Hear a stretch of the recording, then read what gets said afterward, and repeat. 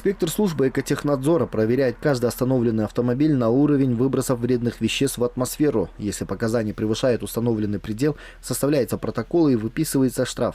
Это измеритель дымности. Нормой считается показатель в 50. Если прибор покажет цифру 51, то это уже превышение нормы. Например, сейчас у этого портера дымность составляет 90. Теперь мы будем принимать меры в отношении водителя.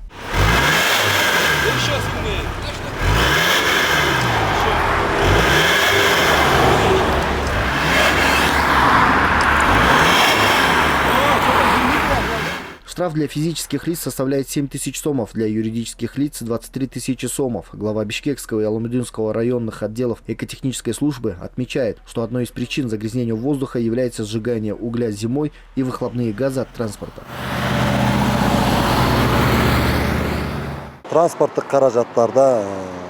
У нас есть специальные приборы по оценке вредных веществ от выхлопных газов автотранспорта.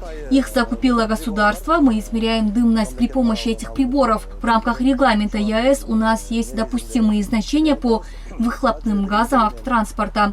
Мы работаем в рамках этого регламента.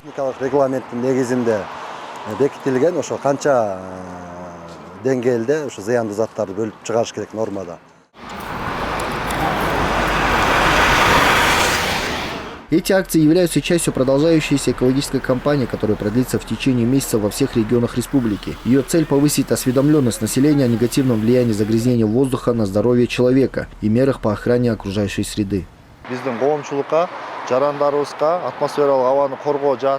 Мы проводим общественные разъяснительные работы об охране атмосферы. Они ведутся нами постоянно, в том числе рейды, разъяснительные работы и профилактические мероприятия.